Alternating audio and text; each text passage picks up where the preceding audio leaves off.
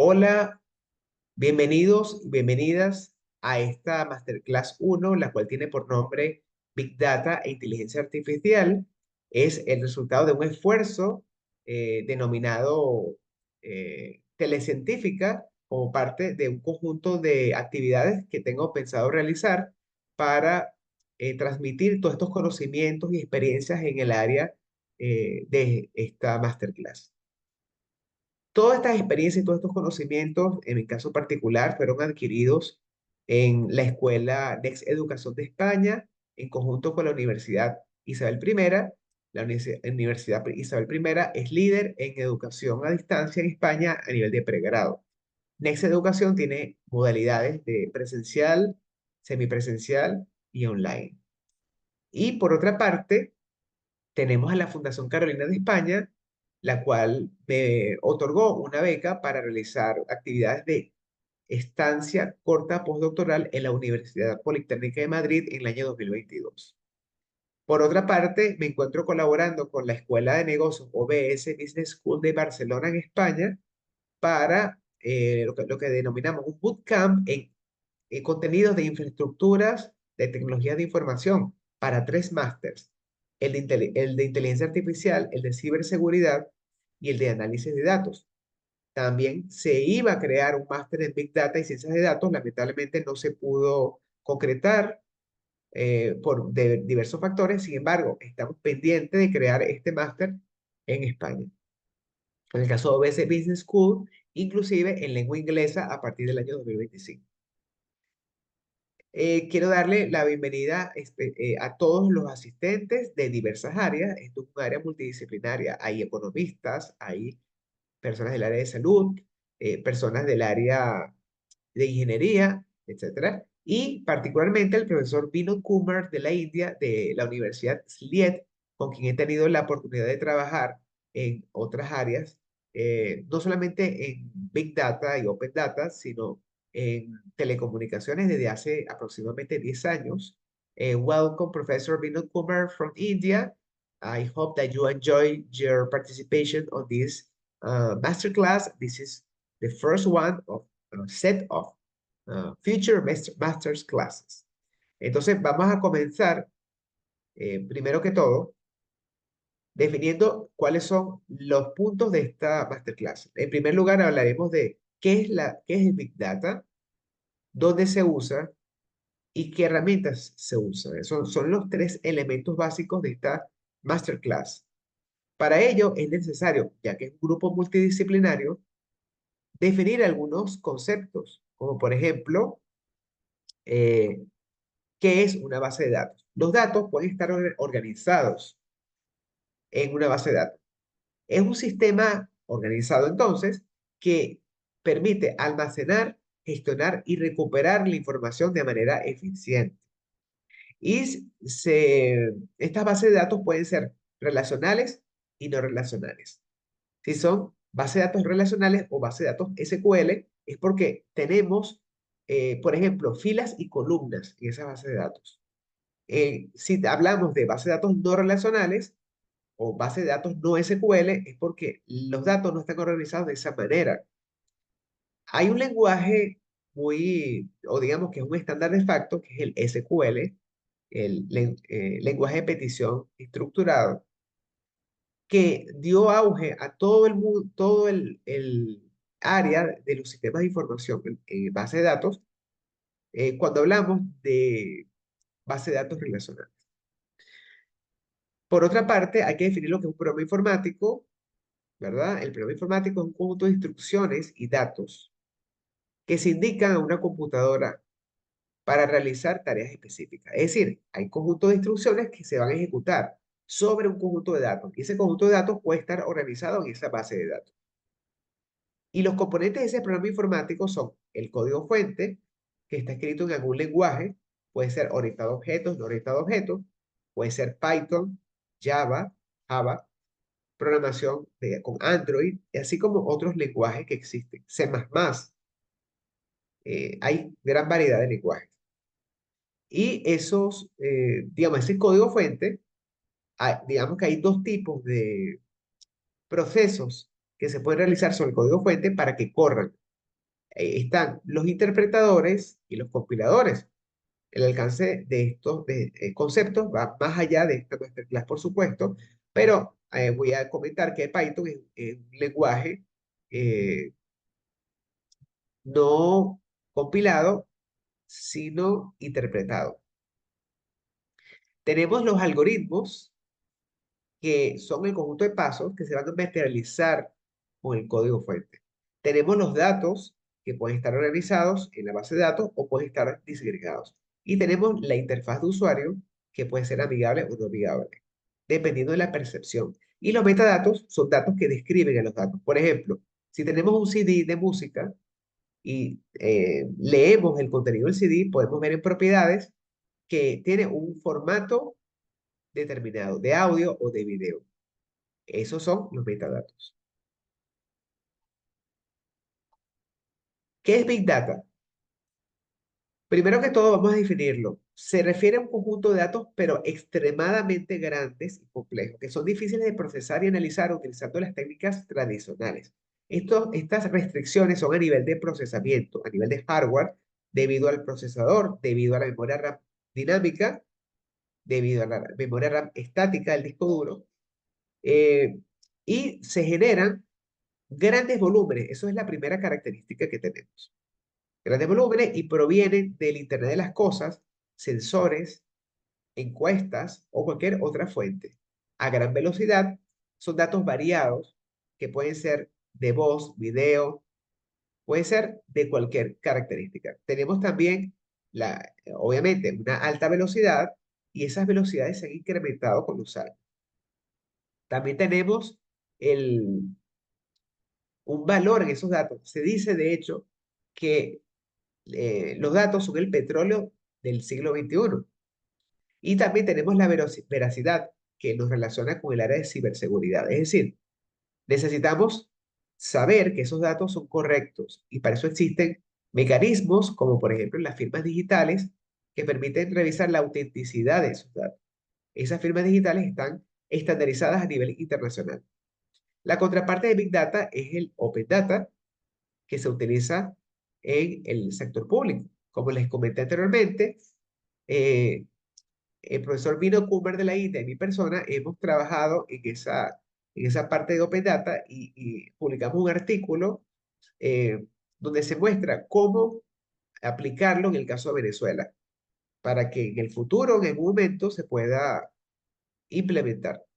Ahora, cuando hablamos de datos, son las mínimas unidades crudas de información que existen y se pueden almacenar, se pueden procesar, se pueden transmitir, ese es el área de las telecomunicaciones. Pero los datos no tienen sentido de por sí. Si no le damos hacemos un procesamiento, ahí tenemos la información. Esa información nos recuerda lo que se llama la sociedad de información. Estamos en este momento todavía en la sociedad de información, donde es importante y relevante hoy en día. El conocimiento es cuando le añadimos a la información eh, algo más, que sea el contexto y la experiencia. Y a partir de ese conocimiento, si tomamos decisiones adecuadas a nivel empresarial, por ejemplo, o a nivel personal, ahí tenemos la sabiduría. ¿Y cómo desarrollamos la sabiduría? Con técnicas de meditación, mindfulness, entre otras.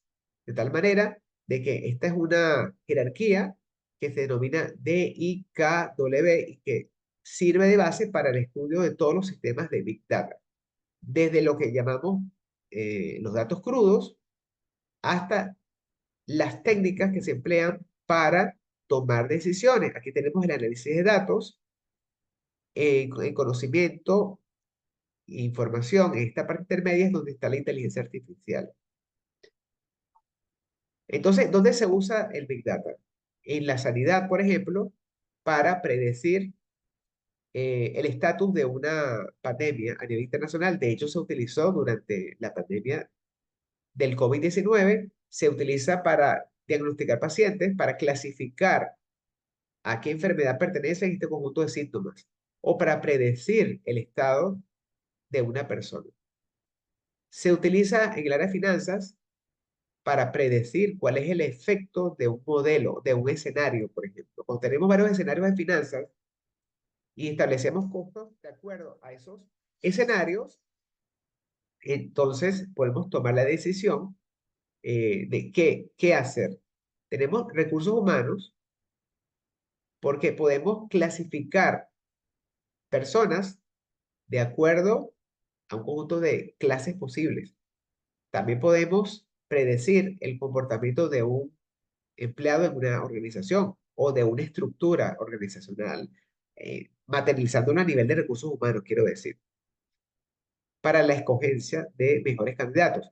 En una línea de producción también se puede utilizar porque cuando tenemos un producto, una materia prima y se va trabajando hasta el producto terminal, como en el caso del petróleo, en donde una, tenemos el petróleo y lo convertimos en gasolina. Ahí tenemos la línea de producción. En cada paso podemos monitorear lo que está ocurriendo con el Internet de las cosas. A nivel de turismo podemos tener perfiles de compradores. Podemos almacenar todos los datos de todas las agencias de viaje también y podemos crear buscadores para seleccionar cuál es la mejor oferta para un perfil de comprador.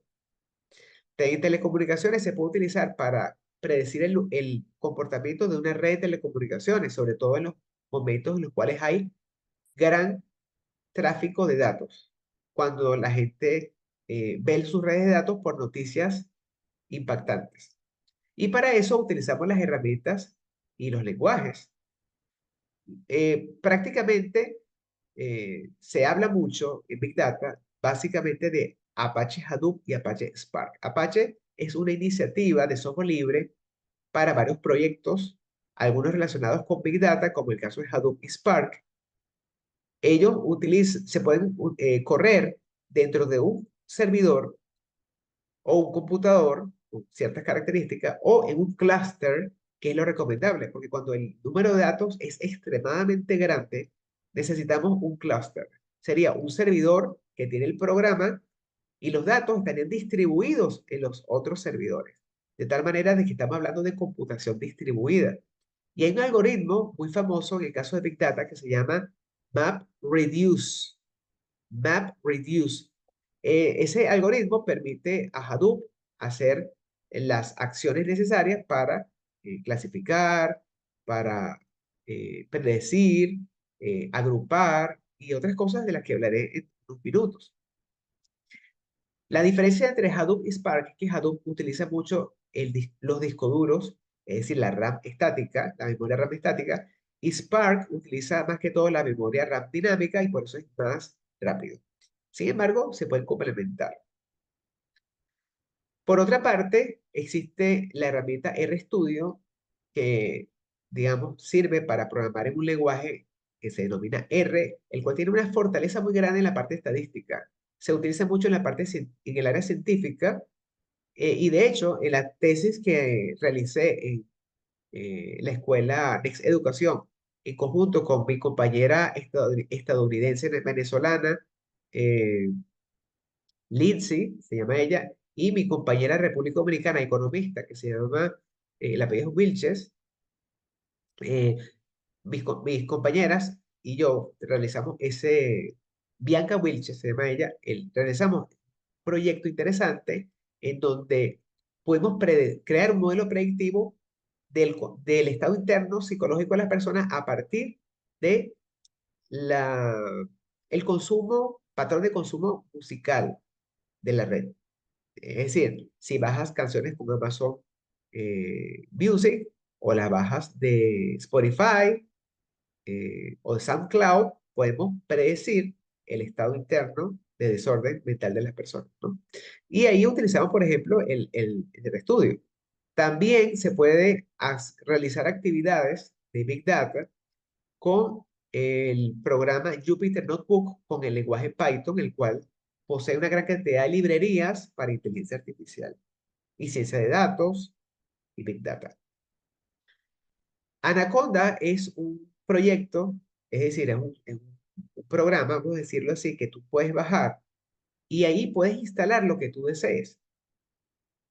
Por ejemplo, el Jupyter Notebook. Ahora, si no tienes facilidades para hacerlo en tu propia máquina, puedes conectarte al servicio de Google que se llama Code Labs. Code Labs, de esto hablaremos al finalizar la presentación, para hacer todas esas actividades de programación en Python en la nube y no en tu computador. Cuando digo en la nube, es porque hay unas estructuras con servidores, discos duros en alguna parte del mundo que se denominan centros de datos y que tú puedes contar con esos servicios, a veces pagando una mínima cantidad, por ejemplo, en el caso de la empresa AWS, Amazon Web Services, o el caso de la nube de Microsoft, o la de IBM, o la de Google. También tenemos herramientas de visualización principalmente, como el Power BI de Microsoft, que te permite hacer una pequeña predicción, pero más que todo sirve para que el gerente tome decisiones una vez que tú tienes una base de datos incluida. Y tenemos también la herramienta Nime, que ha ganado fuerza en los últimos años. Es un software muy amigable en donde no tienes que programar. Sencillamente agarras cajitas y las colocas y puedes crear modelos predictivos, puedes clasificar, entre otras cosas. Ahora, hablamos un poco de lo que es ahora ingeniería de datos. Ese proceso que los datos, eh, digamos, que se realiza sobre los datos desde que se recaba hasta que sirve para hacer una predicción o un modelaje predictivo, quiero decir, o una clasificación, un agrupamiento. Existe el paradigma ETL. Es posible que los datos sean extraídos de repositorios o sencillamente son encuestas o vienen de sensores, ¿verdad? Entonces, pueden ser de tipo académico, por ejemplo, del tipo finanzas o de alguna otra característica, otra fuente. Significa extracción. Aquí estamos en la etapa de extracción, luego se va a haber una transformación y luego una carga hacia un almacén de datos. Por ejemplo, en el caso de la inteligencia de negocios, se almacenan en un data warehouse y dependiendo de lo que se quiera obtener de allí, el gerente va a tomar lo que llamamos el data mart 1 o el 2 o el 3 o mercados, que se denominan, para tomar decisiones empresariales. Entonces, esta parte de extracción contempla un preprocesamiento, porque es posible que hayan encuestas que no hayan sido bien respondidas o datos que no están dentro de las zonas válidas, datos atípicos, por ejemplo, que se deben eliminar, los outliers, en estadísticas se llaman outliers. Hay datos que hay que limpiar, hay datos que hay que depurar esa base de datos. Eh, Primero, en el preprocesamiento se acomodan ciertas cosas de los campos, por ejemplo, de las tablas, ¿no? Pero ya la transformación como tal, después del preprocesamiento, que es como la etapa previa, hay que depurar y hay que eliminar las duplicaciones y crear nuevas columnas que dependen de columnas anteriores que sean necesarias, o transformar tipos de datos en otros tipos de datos. Y la carga se hace en esta estructura, que puede estar localizada en un centro de datos local. Esto es lo que normalmente se ha utilizado en inteligencia de negocios. Ahora, con el caso de Big Data, como esas características de procesamiento cada vez son requeridas con mayor robustez de almacenamiento y procesamiento, es posible que estos datos de la extracción no se, eh, no se transformen localmente, sino que se suban a una nube, como les comenté anteriormente. Puede ser un data warehouse en el caso de inteligencia de negocio o en el caso de Big Data particularmente, que utilicemos lo que llamamos lagos de datos, data lakes. Y ahí vamos a tomar igualmente los mercados y se va a hacer el proceso posterior de limpieza para el procesamiento. Recuerden, preprocesamiento y transformación, que es la limpieza, eliminar los datos atípicos, todo lo que expliqué anteriormente, la depuración y la eliminación de la duplicación de datos. Son los dos paradigmas que existen. Ahora, una vez que los datos están montados en los repositorios, ya sea localmente o en la internet, con estos proveedores u otros, entonces ya comenzamos el análisis de datos. Entonces ahí hay tres áreas que hay que diferenciar, lo que es la ciencia de datos o data science, minería de datos o data mining y el big data, que en algunos países se denomina datos masivos. De hecho, en español, en la Universidad de Isabel I se le llama datos masivos, también se le llama en francés données massives. Eh, la ciencia de datos es una rama que contempla la estadística, la matemática y la computación para hacer análisis de esos datos. Y hay herramientas que lo pueden realizar. Ahí se puede utilizar un poco de inteligencia artificial, pero por los momentos vamos a hablar de la ciencia de datos sin la inteligencia artificial como tal. La minería de datos es un paso más grande cuando aumenta el número de datos.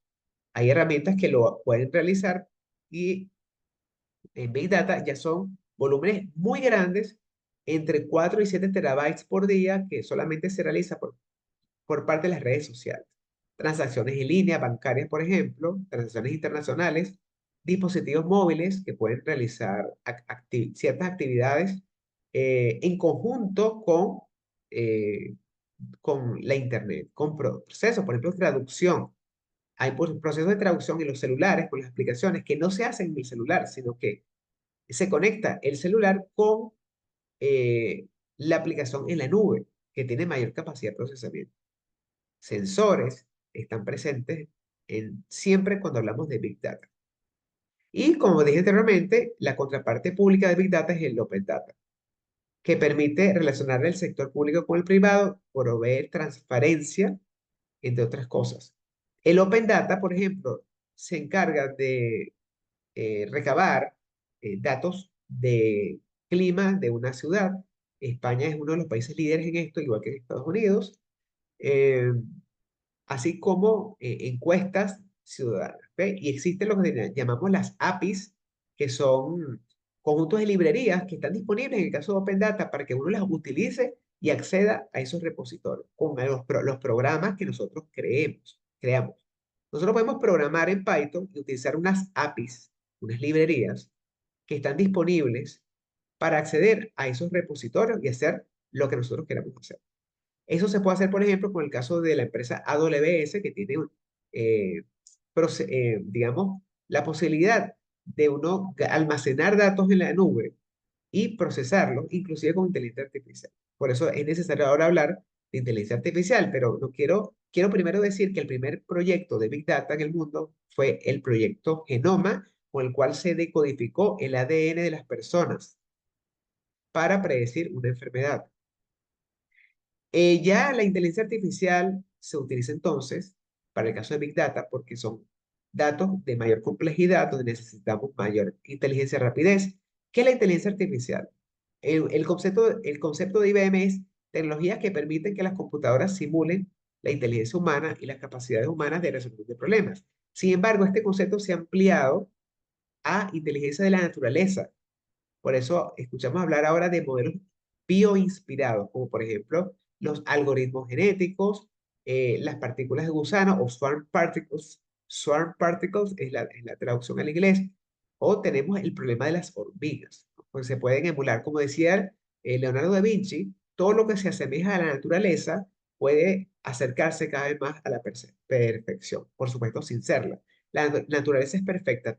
Por eso es que cuando se inventaron partes de los aviones en esa época, entre los cuales estuvo Leonardo da Vinci, se dio cuenta que observando los pájaros eh, podían salir nuevas ideas para vehículos que se desplazaban en el espacio.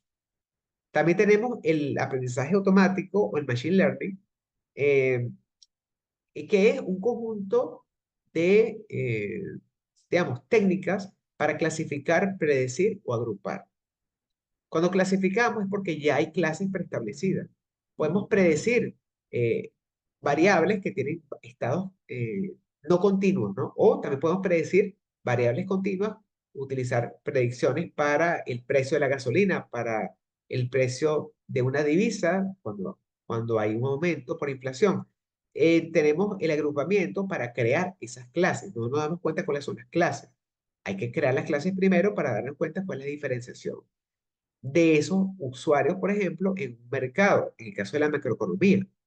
En el caso de las enfermedades, detectar nuevas enfermedades. Y digamos, el aprendizaje de máquina o machine learning es parte de la computación emergente. Y tenemos las redes neuronales artificiales, que son un subconjunto en los cuales ya se utilizan estructuras computacionales que se asemejan a las neuronas del ser humano.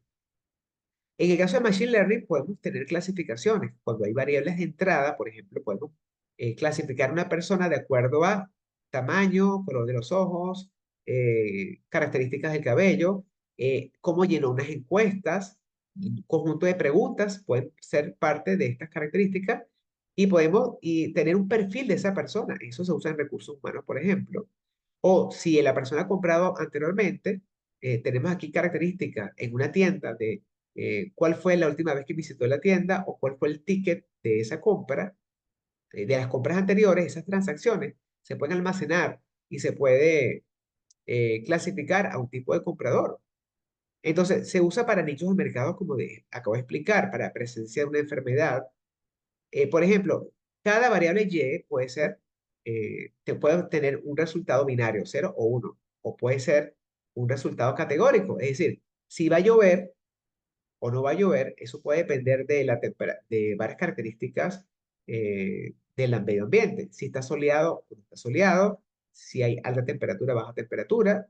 Tenemos características que van a permitirnos predecir si va a llover o no va a llover. En el caso de una enfermedad, si va a haber una enfermedad determinada, ¿verdad? ¿Qué tipo de enfermedad? Por supuesto. ¿Qué decisión empresarial tomar? Hay escenarios, en el caso de finanzas, que se pueden presentar de acuerdo al entorno macroeconómico y se puede decidir qué decisiones tomar en ese momento. Reconocimiento de imágenes, se puede reconocer y comparar esa imagen con un conjunto de imágenes de referencia. Eso es para la clasificación de imágenes. En ciberseguridad, para clasificar si hay o no un ciberataque, o para un correo electrónico si pertenece a no a un spam. Spam es un correo que tú no quieres recibir y va a una carpeta spam. Por otra parte, tenemos sistemas que pueden predecir y pueden predecir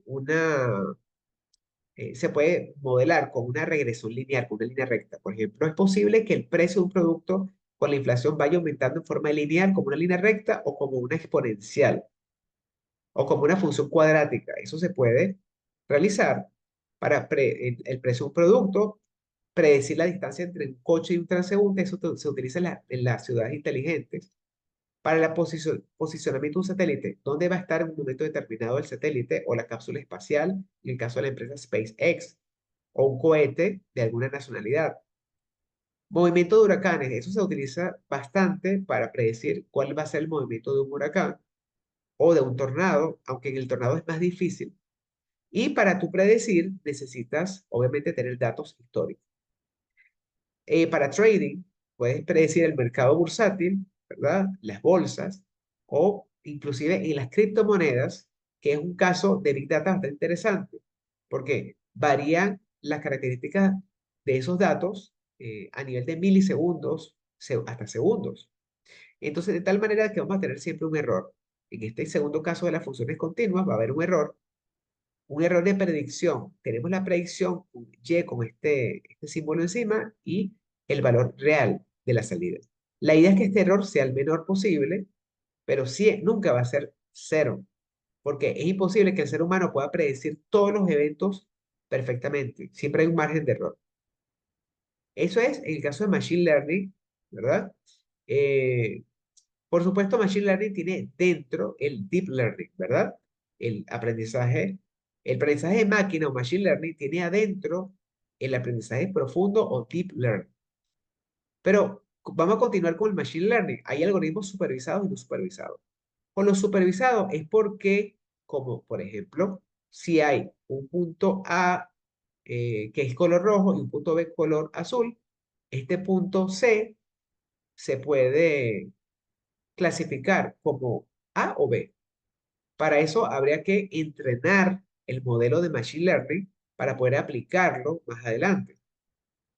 Para una predicción lineal, una predicción donde hay una regresión lineal o una regresión no lineal, por ejemplo, se puede utilizar también, estos son los tipos supervisados, porque para entrenamiento tú ya sabes cuál es el resultado que tiene que ser. Tú entrenas el algoritmo y luego lo aplicas. Entonces, ¿Qué vamos a realizar en el caso de los supervisados? De todos los datos en Big Data, por ejemplo, tienes 100.000 datos, datos de lo que tú quieras, económicos, reconocimiento de imágenes, predicción de enfermedades, etcétera. De Open Data, para el sector, para la contaminación, ver la cantidad de partículas que hay determinadas moléculas en algunas ciudades de algún país. Bueno, esos datos tú los vas a separar en lo que se llama el conjunto de entrenamiento y el conjunto de pruebas. Generalmente se puede colocar el 70% de los datos como el training set y el 30% como el testing set. También puede ser 65%, 35%. Eso va a variar. Tú lo puedes variar para tener mejores resultados. Entonces, una vez que tienes el training set o conjunto de entrenamiento, se va a crear el modelo de datos. El modelo de datos va a ser un programa que te va a permitir predecir o clasificar. Y ese modelo que tú creas, vas a aplicarlo sobre este conjunto de datos a su vez. Y la verdad es que el error debe dar bastante cercano a cero, porque estás creando el modelo a partir de estos datos. Y luego ese modelo lo vas a aplicar sobre el testing set. Y lo lógico sería de que el error sea mayor en el testing set, porque este modelo no fue creado para el testing set.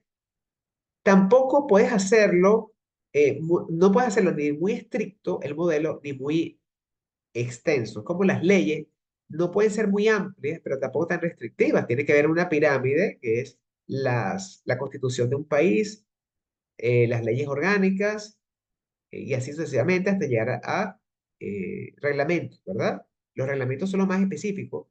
Sí, perdón. Si nosotros eh, creamos un modelo y el error es muy grande en el testing set, eso se llama el sobreajuste. La idea es evitar ese sobreajuste. La idea es que el error, lo más probable es que sea mayor que en el training set, pero que no sea tan grande.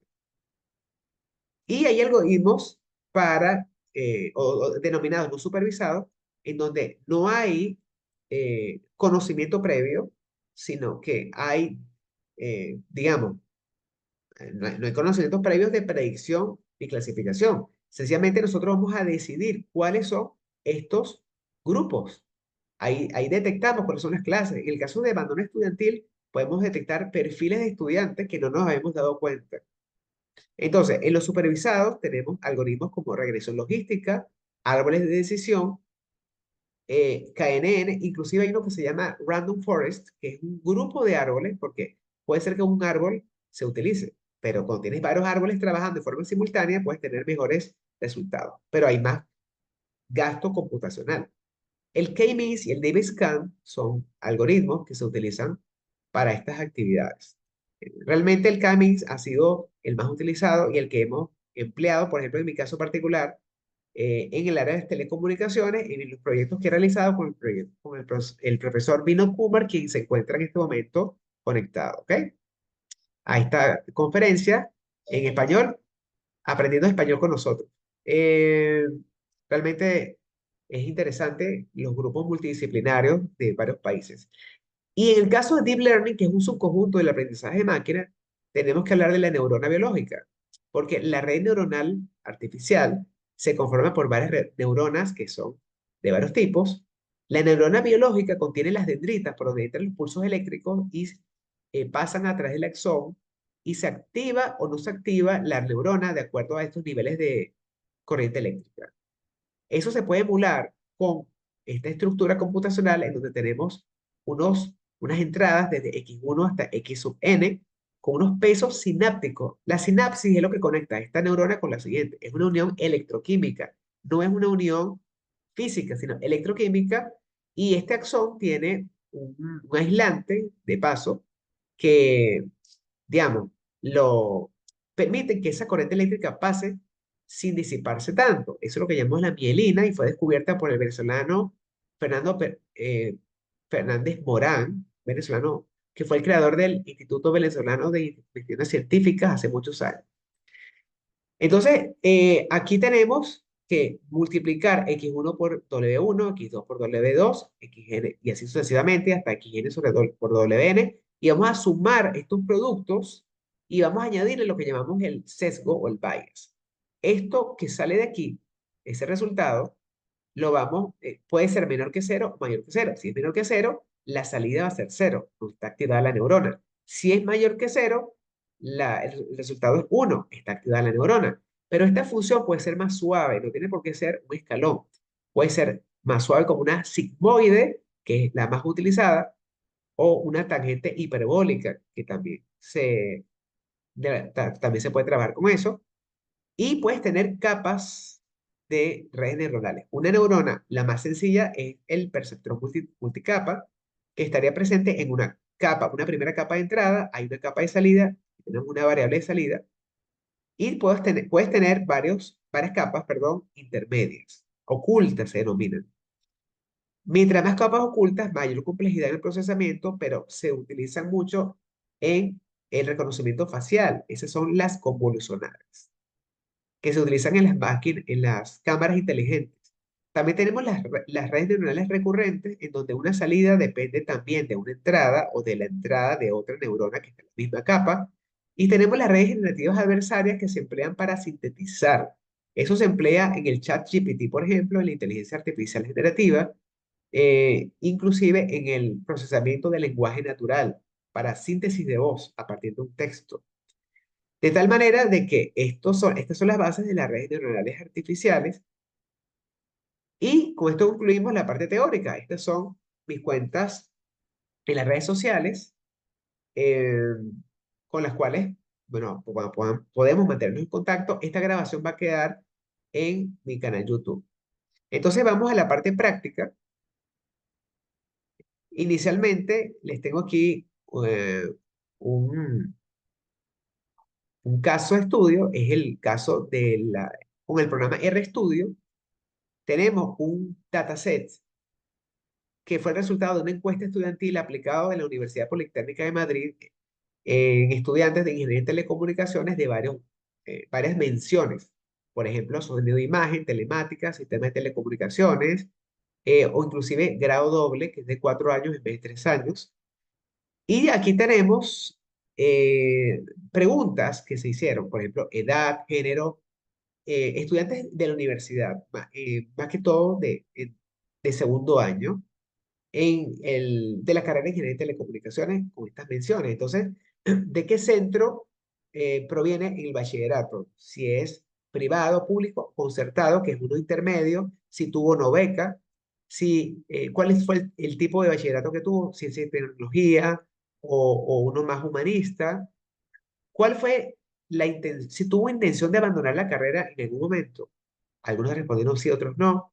Si tuvo la intención de cambiarse de grado, eso también es un fenómeno que lo pude presenciar. Estas variables fueron el resultado de lecturas de aproximadamente 50 artículos científicos en los 3 meses que estuve en la ciudad de Madrid, en el grupo INOTEP de investigación. También en qué grado se encuentra la persona, si es la primera opción, esa mención, cuál fue la preferencia, es decir, si no salió la primera opción, ¿con cuál opción salió? Fíjense, cuando pongo no R es porque no respondió eso. Es un dato que yo contemplé en el estudio. Si no había nada, en el procesamiento se colocó. Integración, si la persona se integra con actividades deportivas o alguna otra, si la persona sufrió de acoso en ese periodo de adaptación a la universidad o si conoce algún caso. Sí, ¿cuáles son sus aspiraciones? Trabajar, realizar un máster o emprender su propio negocio. ¿Qué lo ha impulsado a seguir en sus estudios? Sus profesores, las oportunidades, sus padres. Sí utilizó un sistema online durante la pandemia, ya que estábamos analizando el efecto post-pandemia. La preferencia si es modalidad presencial o semipresencial o en línea. Y si se siente actualmente mejor que en ese momento de la pandemia, igual eh, o peor. De tal manera de que esto ya por lo que denominamos el dataset de entrada con el paradigma ETL, aquí estamos utilizando el ETL, no el ELT, porque lo estamos realizando aquí mismo. Entonces, este programa digamos, si nosotros aprendimos a programar en R, lo hacemos perfectamente. Si somos empresarios, contratamos a alguien que maneje estas herramientas. Tenemos que llamar librerías, porque hay instrucciones que no tenemos que elaborarlas desde cero, sino que ya están preestablecidas. Estos son las librerías, ¿no? Entonces, esto se llama el estudio exploratorio inicial, en donde observamos, por ejemplo, en un box plot de las edades. Esto se llama box plot o diagrama de bigotes, en donde vemos que el 25% de las edades está aquí abajo. Aquí tenemos el 50% de todo. El siguiente 50% está entre este primer cuartil y el tercer cuartil, y el otro 25% estaría aquí arriba. Estos son los datos atípicos que habría que eliminar muchas veces con el procesamiento. Y también hay que ver acá que la mediana está en este punto. La mediana está alrededor de los 20 años. Es el dato que más se repite. La media aritmética o el promedio puede estar por encima o por abajo, pero la mediana está aquí. Esto es lo que llamamos el segundo cuartil. ¿Ok? Y tenemos un rango intercuartil entre este punto y este punto. Este punto mínimo es el rango intercuartil por 1,5. eh, bueno, hay unas fórmulas para esto que no es la idea explicarlo a profundidad, pero sencillamente esto se puede analizar no solamente para la edad, sino para otros datos. Tenemos aquí el histograma de las edades, principalmente están entre 15 y 20 años, y lo que es la probabilidad de conseguir una edad, esa es una función de densidad, es mayor, si vamos a los detalles, mayor a 20 años, pero un poco por debajo.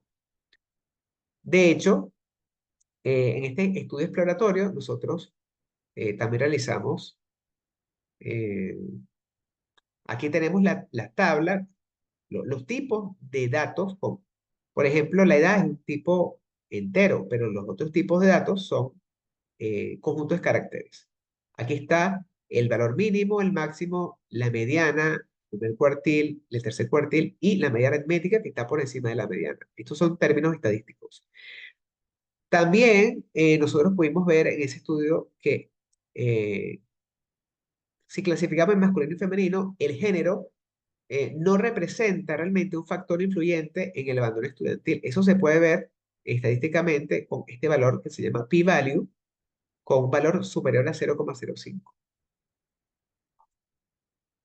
También, luego de ese estudio exploratorio, es donde vamos a definir el modelo a utilizar. Por ejemplo, utilizamos el Random Forest, el conjunto de árboles que les comenté, o usamos un árbol sencillo.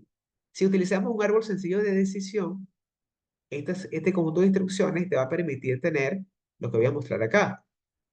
Por ejemplo, de las personas del 100% que tienen que tenían de esa muestra la intención de abandonar, del 82%, que son los que en la pregunta X19 se sienten igual o mejor que la pandemia, esas personas, el 62% de ellos son del género femenino. Y de ese género femenino tenemos los que no provienen de un centro concertado y los que sí vienen de un centro concertado. En bachillerato, los que vienen de un centro concertado, de ese grupo, el 47%, eh, el 22% de ese 47% tiene menos de 20 años y el 24% tiene mayor o igual que 20 años. Y este es el porcentaje mayor, sin embargo, no es tan distinto a los otros, ¿ok? De esta manera podemos analizar un árbol de decisión. Ahora, por otra parte, nosotros creamos el modelo y el modelo sobre el conjunto de entrenamiento, ¿verdad? Vemos que hay una clasificación de abandona, no abandona. Es una predicción, ¿verdad? Eh, Esto es en el training set, pero en el testing set eh, podemos ver que hay una diferencia entre las dos clases, ¿ok? Esto es un resultado lógico. Hay una diferencia en la clasificación entre ambos, el training set y el testing set. Y de hecho hay un porcentaje de lo que llamamos el éxito de esa predicción, que es el 47% en este caso, para un 95% de confianza. Y eso no es bueno. Esto se puede mejorar mucho con otro algoritmo, por ejemplo. Entonces se realizó con además del árbol de decisión, se hizo con el Random Forest, en donde hay varios árboles trabajando, hay que definir el número de árboles, y aquí se puede ver el error, por ejemplo, en la predicción, cuando aumentamos el número de árboles, aquí se puede variar. En este caso particular, tenemos también un 47%, tampoco es tan eficiente. Y tenemos una matriz una matriz de confusión, esto que está acá. De los 9 que se detectaron correctamente, porque fueron 9, hay 5 que debieron haber sido no abandonó y el resultado fue sí. O hay 5 que debieron haber sido sí, abandonó y fueron no. Entonces aquí hay un error, ¿verdad? Y nosotros podemos aquí tener también entrenamiento y predicción. Esto es el training set, esto es el testing set. Fíjense que hay una diferencia entre la cantidad de datos o personas, estudiantes, en este caso que tienen la intención de abandonar y que no tienen la intención de abandonar. Es diferente aquí que acá. La idea es que el error sea más o menos proporcional y si no tenemos un sobreajuste. Entonces, este es con la herramienta R. Podemos hacer experimentos con el lenguaje Python también. Vamos a buscar acá. Aquí estamos en presencia, por ejemplo, de el uso de una red neuronal artificial. Entonces, si localmente nosotros tenemos Jupyter, que fue instalado a partir de la Anaconda, aquí tenemos la Anaconda, Anaconda fue bajado, y aquí dice launch, que es correr, porque ya estaba instalado, por eso nos dice install. Cuando corremos esto, nos aparece el, el Jupyter Notebook, este que está acá, y esto, por ejemplo, en Python representa, primero, llamar las librerías correctas de Python, ¿verdad? Esto se hace en cualquier lenguaje de programación. Aquí tenemos, por ejemplo, un conjunto de 1000 muestras con 10 elementos. Vamos a decir 10 datos, 1000 datos, 1000 datos.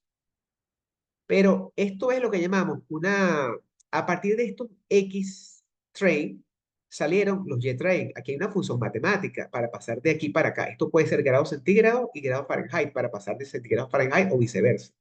Entonces, hay un modelo de datos que se crea a partir de estos datos que están acá. Esto es el training set. Y luego se aplica sobre el testing set para poder predecir del X-test, de estas 200 muestras o 200 datos, sacar otros 200 datos, de la misma forma en que se hizo aquí arriba. Y va a haber un error con respecto a estos 200. De tal manera de que tenemos un error aquí arriba en el entrenamiento, porque se aplicó sobre la muestra de entrenamiento, y un error sobre el testing. Entonces, se crea el modelo secuencial. Aquí tenemos una sola neurona con una función de activación lineal, no es la sigmoide ni es la otra, que dijimos, la escalón. Pero bueno, son datos, son cosas más específicas. Se compila el modelo, se entrena y se hace iteraciones para modificar los pesos sinápticos de las neuronas, lo que estaba en las líneas. Y se hace en este caso 50 veces para disminuir lo que llamamos el error cuadrático medio. El error no da información, pero si lo elevamos al cuadrado da más información. Entonces aquí tenemos el error en el conjunto de entrenamiento y el conjunto de testing. Entonces, fíjense que acá, a medida que aumentamos el número de épocas, epochs, le dicen épocas porque se parece a la palabra epochs en inglés, va disminuyendo. Entonces, este es un modelo bastante bueno. Si nosotros no tenemos estas herramientas en el computador y las hacemos en línea, podemos utilizar CodeLabs, que es una herramienta de Google en donde se hace lo mismo, pero no tenemos que instalar nada porque todo está instalado en la nube. Igualmente habría que darle clic a todos estos triángulos para correr cada una de esas etapas y predecir o tener los modelos, ¿verdad? Entonces, los pesos sinápticos de las neuronas, de las entradas, en este caso, con nuestra red neuronal sencilla, se alcanza el mínimo error cuadrático con 50 epochs. Aparte de esta herramienta, tenemos el Nine, vamos a buscarlo acá, en donde no necesitamos programar, sencillamente colocar cajas. Y en este caso vamos a tomar esta base de datos del abandono estudiantil igualmente y vamos a correr lo que llamamos la extracción. Aquí hay una parte estadística en la cual podemos hacer un modelo exploratorio. De hecho, podemos agarrar acá de observar cómo están las edades. Las edades tienen una media, un mínimo, un máximo, y aquí hay un histograma, por ejemplo. Esto lo podemos observar. Podemos particionar entonces un 70%, un 30%, para que luego haya un entrenamiento. Aquí pasamos al color verde, un entrenamiento, y va a haber una predicción, en este caso usando árbol de decisión. Y en este caso vamos a tener un evaluador que va a tener la matriz de confusión que yo les expliqué muy rápidamente y podemos observar y a nivel de gráficas más cosas. Pero sencillamente aquí podemos ver que hay una matriz de confusión igual que la que vimos en RStudio. Hay 4 elementos que fueron perfectamente identificados como sí, tengo la intención de abandonar y 7 que no. Sin embargo, hay unos valores que no. Existen los falsos positivos y falsos negativos. ¿Ok?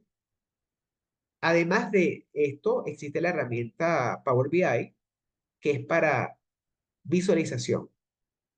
Podemos tener también modelos predictivos. Hay una base de datos, por ejemplo, que tiene transacciones comerciales de exportaciones, bueno, envíos de productos en una fecha determinada luego de que se dio la orden, con un método de envío, el nombre del cliente, el identificador del cliente en un segmento a una ciudad de un estado de Estados Unidos, una región, etcétera, etcétera, etcétera, y hubo una venta con una cantidad de productos y una ganancia. Ahora, esta base de datos, esto se puede decir que es una base de datos, un archivo Excel, pero es una base de datos tipo SQL.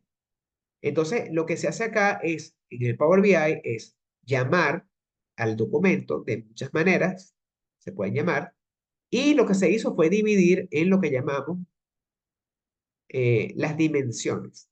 Tenemos la tabla de hechos y las tablas de dimensiones. Se dividió la base de datos en varios pedazos. ¿Por qué? Porque si se procesa todo, ocupa mucha memoria. Si se divide en varios pedazos, se disminuye la carga sobre el procesador y sobre la memoria RAM.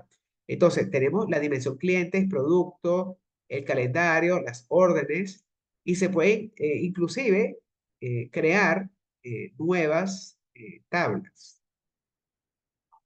como por ejemplo que no estaban inicialmente o que tienen datos adicionales, se llaman medidas, ¿no? Por ejemplo, las ventas totales las tenemos acá, sacadas de otra tabla, una columna, tenemos las ganancias totales y el margen de venta, que es el cociente entre la ganancia y la venta. Y todo esto se puede observar en un dashboard.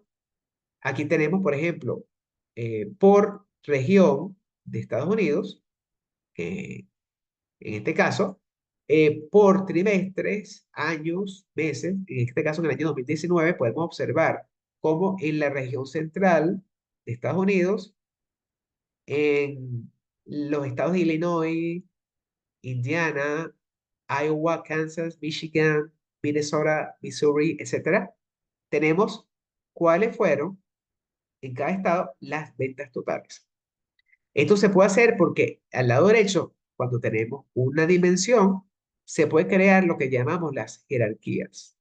Esta jerarquía, por ejemplo, vamos a observar aquí tenemos una jerarquía de región que cuando creamos aquí un cuadro, podemos dragar de aquí para acá y la jerarquía la pasamos para allá. Entonces aquí tenemos las ventas totales, ganancias totales y margen de venta por región, por estado, por ciudad. Y aquí tenemos en qué momento se hizo.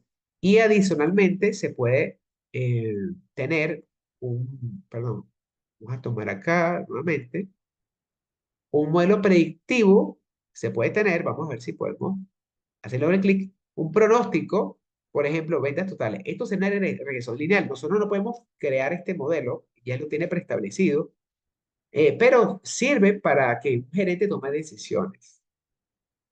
De tal manera de que esta herramienta es muy poderosa Existen otras como Tableau, que también sirve para tomar decisiones de este tipo.